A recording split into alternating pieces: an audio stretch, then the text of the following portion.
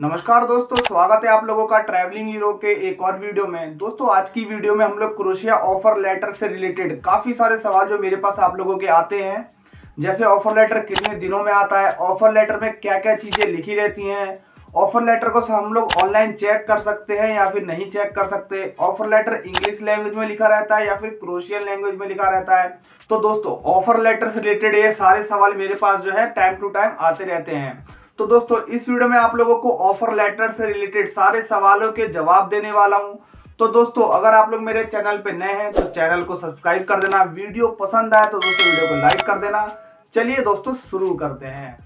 तो दोस्तों सबसे पहले बात कर लेते हैं कि आप लोगों के ऑफर लेटर यानी कॉन्ट्रैक्ट लेटर में क्या क्या चीजें जो है लिखी रहती हैं और आप लोगों को क्या क्या चीजें इसमें पढ़नी रहती है, ताकि दोस्तों आप लोगों को आगे जाके किसी भी दिक्कत का सामना ना करना पड़े। जैसे कि आप लोगों की सैलरी क्या रहने वाली है, आप लोगों का वर्किंग आवर क्या रहने वाला है, आप लोगों का कॉन्ट्रैक्ट पीरियड क्या रहने वाला है।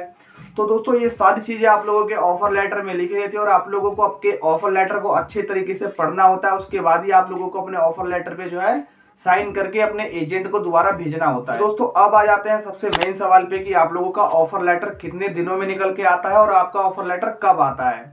तो दोस्तों जब भी आप लोग एक जेन्युइन और रजिस्टर्ड एजेंसी को ढूंढ के अपनी पूरी फाइल यानी आप लोगों का पासपोर्ट, पीसीसी, सारे डॉक्यूमेंट्स, एजुकेशनल डॉक्यूमेंट्स, आप लोगों के एक्सपीरियंस सर्टिफिकेट्स वगैरह सबकी जो है एक फाइल तैयार करके अपने एजेंट को दे देते हैं और आप लोगों का एजेंट आपकी पूरी फाइल को आपके एम्प्लॉयर में, जो आपका एम्प्लॉयर क्रोशिया में बैठा हुआ है, उसको अपनी पूरी फाइल सेंड कर देता है। और जैसे ही आप लोगों का एम्प्लॉयर आपकी फाइल को एक्सेप्ट कर लेता है और आप लोगों को सेलेक्ट कर लेता है कि हाँ ये बंदे का हम लोग वर्क परमिट अप्लाई कर सकते हैं और इसको जो है हम लोग सेलेक्ट करते हैं, तो उसी समय दोस्तों आप लोगों का एम्प्लॉयर आप लोगों का ऑफर लेटर, एक आप लोगों को ऑफर लेटर भेजता है जिसको हम लोग कॉन्ट्रैक्ट लेटर भी कहते हैं। आप लोगों को ऑफर लेटर भेजता है, आपके एजेंट के पास ऑफर लेटर रिसीव होता है, फिर वो आपको देता है। फिर आप लोगों को अपने ऑफर लेटर को अच्छे से पढ़ना रहता है, आप लोग पढ़ के उसके नीचे अपना एक साइन करते हैं। उसके बाद जब आप लोग इसको दोबारा से सेंड करते हैं अपने एजेंट को और आपका एजेंट आपके एम्प्लॉयर को सेंड करता है, तो जैसे ही आप लोगों के एम्प्लॉयर को आपका ऑफर लेटर मतलब साइन किया हुआ ऑफर लेटर रिसीव हो जाता है,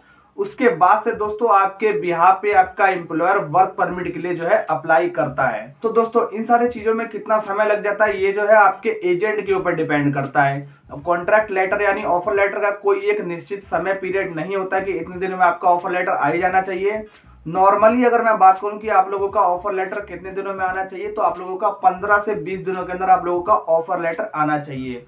यानी जैसे ही आप लोग मान लीजिए आप लोग 1 अप्रैल को अपनी फाइल जो है आपके एजेंट को दे दी, आपका एजेंट 2 या 3 तारीख को आपके एम्प्लॉयर को सेंड कर देगा और जैसे ही आप लोगों का एम्प्लॉयर आप लोगों को सेलेक्ट कर लेता है, तो उसको मान लीजिए 1 वीक का टाइम लग ही जाता है पूरी फाइल चेक करने में, आप लोगों की सारी डिटेल्स चेक करने में, आपका एक्सपीरियंस सर्टिफिकेट चेक करने में। तो 1 वीक के अंदर आप लोगों का एम्प्लॉयर आप लोगों को पूरा चीज आपकी सारी डिटेल्स चेक करेगा। उसके बाद आप लोगों को ऑफर लेटर वहां से वो भेज देता है। तो उस समय फिर दोस्तों 2 से 3 दिनों के अंदर आप लोगों को आपका ऑफर लेटर रिसीव हो जाता है और आप लोग अपना साइन करके भेज देते हैं। तो दोस्तों ये तो हो गया आप लोगों के ऑफर लेटर का टाइम। इसके अलावा दोस्तों कई सारे लोग पूछते हैं ऑफर लेटर क्रोशियन लैंग्वेज में लिखा रहता है या फिर इंग्लिश में लिखा रहता है।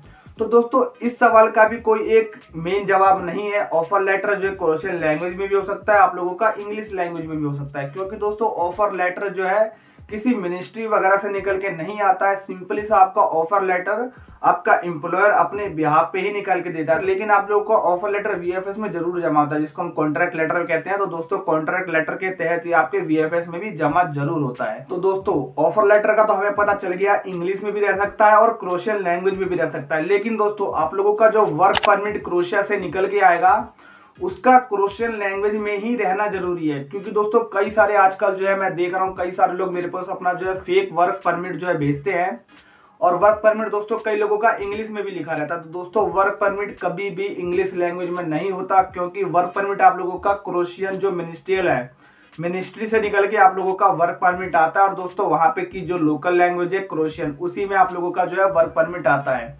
तो ऑफर लेटर आप लोगों का क्रोशियन में भी रह सकता है, इंग्लिश में भी रह सकता है, लेकिन आप लोगों का वर्क परमिट हमेशा क्रोशियन लैंग्वेज में ही रहेगा।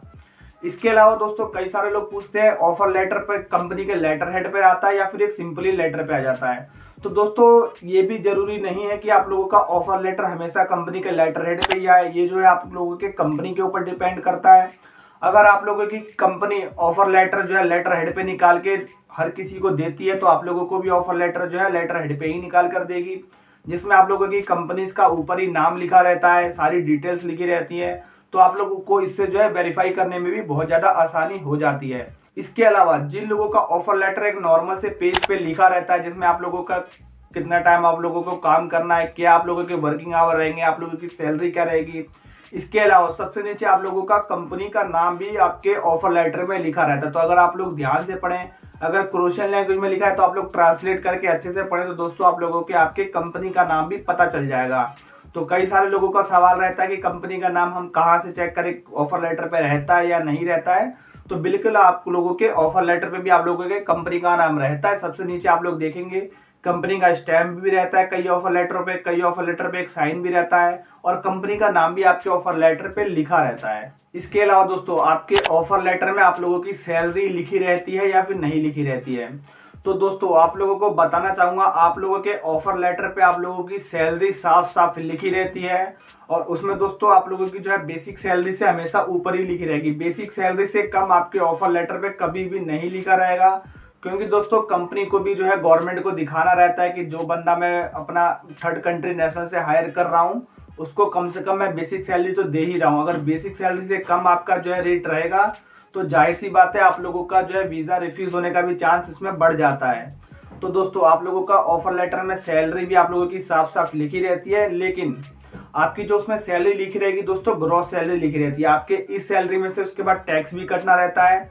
कई बार क्रोशिया में जो है बड़ी बड़ी कंपनियां अपने खुद भी टैक्स भर देती है, आप लोगों से टैक्स नहीं लेती है, और कई बार कुछ कंपनियां जो है आपसे ही वहां का टैक्स भरवाती है। तो दोस्तों ये तो आपके कंपनी के ऊपर डिपेंड करता है कि आपको टैक्स भरना है या आपकी कंपनी को जो है टैक्स भरना है। लेकिन जो सैलरी लिखी रहेगी उसमें से आप लोगों का कई बार ग्रोस सैलरी लिखी रहती है, यानी आप लोगों को इसमें से टैक्स भी भरना है, और कई बार जो है नेट सैलरी इसमें जो है लिखी रहती है। इसके अलावा दोस्तों कई सारे लोगों का जो सवाल रहता है कि हम लोग अपने ऑफर लेटर को किस तरीके से चेक करें, हमारा ऑफर लेटर जेन्युइन है या नकली है, इसको हम किस तरीके से जो है चेक कर सकते हैं। तो दोस्तों आप लोगों को बताना चाहूंगा, ऑफर लेटर चेक करने का कोई एक मेन प्रोसीजर तो नहीं है। ऑफर लेटर आप लोग ऑनलाइन जाके या फिर किसी वेबसाइट पर जाके चेक इसको बिल्कुल भी नहीं कर सकते, क्योंकि ऑफर लेटर दोस्तों एक नॉर्मल सा पेपर रहता है, आपके और आपके कंपनी के बीच में कॉन्ट्रैक्ट रहता है, और आपकी जो आपके वर्किंग आवर सैलरी वगैरह एक नॉर्मल सी आपके ऊपर सारी डिटेल्स जो है उसमें लिखी रहती है। लेकिन दोस्तों कई सारे पॉइंट्स इसमें ऐसे लिखे रहते हैं जिसमें आप लोग उसको चेक करके ये जरूर पता लगा सकते हैं कि मेरा ऑफर लेटर कहीं फेक तो नहीं है। आपके ऑफर लेटर में आपके ही रिलेटेड सारी चीजें लिखी रहेंगी, जिस प्रोफाइल पे आप लोग जा रहे हैं वो पूरी आप लोगों की प्रोफाइल लिखी रहेगी, आप लोगों की सैलरी लिखी रहती है, आप लोगों का वर्किंग आवर लिखा रहता है, आप लोगों का कॉन्ट्रैक्ट पीरियड लिखा रहता है, उसके बाद आप लोगों के कंपनी का नाम लिखा रहता है। तो दोस्तों इन सारी चीजों में आप लोगों को अगर कहीं भी कोई दिक्कत लगती है, यानी अगर आप लोगों ने मान लीजिए आप लोगों ने किसी होटल लाइन में अप्लाई करा है और आप लोगों के ऑफर लेटर में जो लिखा हुआ है आपका कंस्ट्रक्शन लिखा हुआ है, तो जाहिर सी बात है दोस्तों आप लोगों को फेक ऑफर लेटर दिया गया है। तो दोस्तों इन सारी चीजों को आप लोग अच्छे से चेक कर सकते हैं। इसके बाद आप लोग अपने एजेंसी से पूछ सकते हैं कि मेरा आपने किस कंपनी में अप्लाई करा है, तो उस कंपनी का नाम भी आप लोगों के ऑफर लेटर में रहना चाहिए। तो दोस्तों ये सारी कुछ नॉर्मल सी चीजें जो कि आप लोगों को अपने ऑफर लेटर में चेक करना चाहिए। इसके अलावा दोस्तों ऑफर लेटर को चेक करने का कोई ऐसा प्रोसीजर नहीं बना हुआ है जिससे कि आप लोग अपने ऑफर लेटर को चेक कर सकते हैं। लेकिन आप जो है आपका जब वर्क परमिट क्रोशिया से निकल के आएगा तो आप लोगों अपने वर्क परमिट को जरूर चेक कर सकते हैं। आप लोग जो है जिस भी पुलिस स्टेशन से आप लोगों का वर्क परमिट निकल के आया है उस पुलिस स्टेशन की ईमेल आईडी पे आप लोग अपना वर्क परमिट को ईमेल कर सकते हैं, और वो लोग जो है वहां से चेक करके बता देंगे कि हाँ ये वर्क परमिट जो है इस पुलिस स्टेशन से इशू हुआ है और ये आपका जो है वर्क परमिट जेन्युइन है। तो दोस्तों ये थी कुछ इंफॉर्मेशन आप लोगों के ऑफर लेटर से रिलेटेड। काफी सारे लोगों का दोस्तों सवाल आता था कि ऑफर लेटर में क्या क्या चीजें लिखी रहती हैं और ऑफर लेटर को हम लोग किस तरीके से चेक कर सकते हैं।